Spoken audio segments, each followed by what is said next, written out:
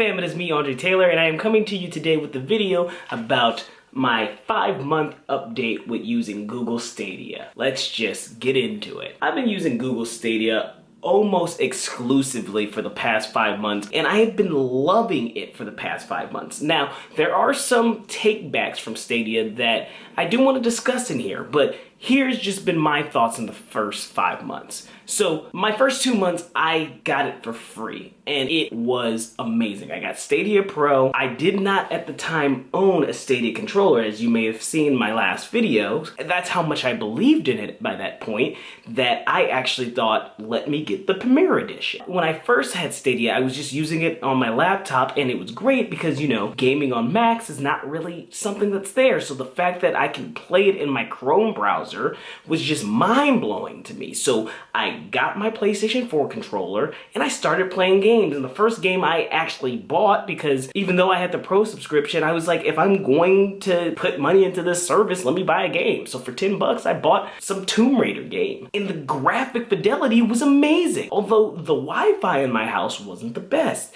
And that's one thing about Stadia. Because you are streaming games the whole time versus actually playing it on a system, if you don't have great Wi-Fi, Stadia is going to be a horrible experience for you. And I learned this recently because I recently was in a hotel, and in said hotel, we didn't have the best Wi-Fi, and I tried to play Creta, which is an amazing game, let me give it to you, and I could not play without it stuttering. So definitely there's something to be said about streaming games, and obviously it's the future, but hopefully we rough out some of the bugs with that. But obviously that's the Wi-Fi's fault and not Stadia's fault. On my Wi-Fi back at home, when I did upgrade it, it runs so buttery smooth that I basically feel as though I am playing an actual video game on the system. And so what really showed me is when I bought Mortal Kombat 11 Aftermath, and there was no stuttering, and I just got into a game. That was another thing that was so cool. The fact that you can just jump into a game without waiting for it to download, without waiting for it to upgrade or anything like that. Stadia does it all by itself. So with all of these great factors, you may ask yourself, then Andre, what's so bad about it? Well, obviously, like I've already said, there is the Wi-Fi issue, but mainly, and you'll hear this from every Stadia user, you'll hear this from every Stadia blog, and you'll even hear this from the jokes that I hate about Stadia, and I'll get into that. It's that there's not enough games. And of the games that they have, there are only some that are very exciting or any AAA.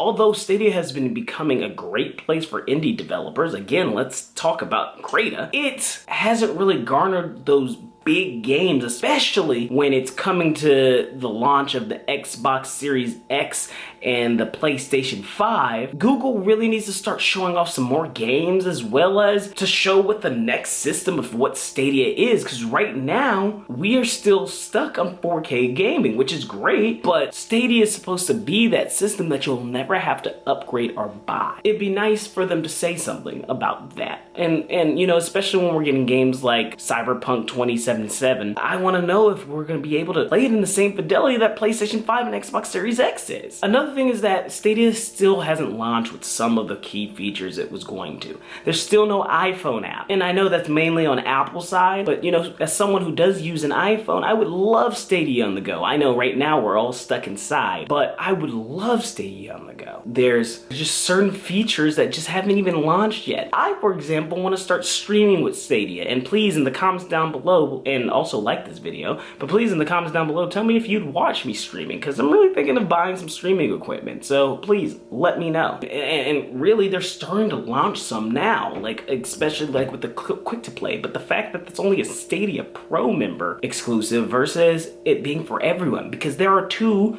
Stadias. There's Stadia Pro and there's just Stadia. Stadia is like if you own a PlayStation and you had to buy all the games, and that's free.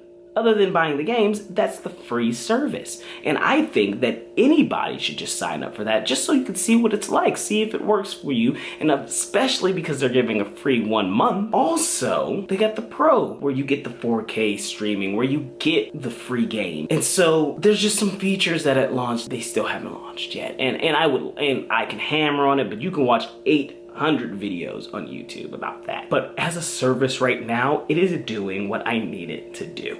And as a casual gamer, this may be the greatest system for you, because especially if Stadia keeps packing that these games that you're getting, especially from them, are going to be a part of this pro package and you're getting these free games, that is the genius strategy. Imagine this. Imagine Cyberpunk 2077 comes out on Google Stadia and it's a pro member game, meaning that as a pro member, you get the game for free because Google has the type of money to do something like that. If that was a possibility, can you imagine how many people would choose Stadia over a PS5 or over an Xbox Series X just because they won't have to wait to download the game? They can just launch it immediately. This is a strategy I think Google needs to take. I do think that Google is doing a great job, and I love how well they've been talking with the community and actually taking our advice and wanting to get this successful, because I would not want this to be a service that goes away. This is great for gaming. This is great for the future, and I think that Google Stadia can really submit itself as a very future forward product. And this controller, I'll tell you an update, y'all. This controller definitely feels way better in the hands now. I love it.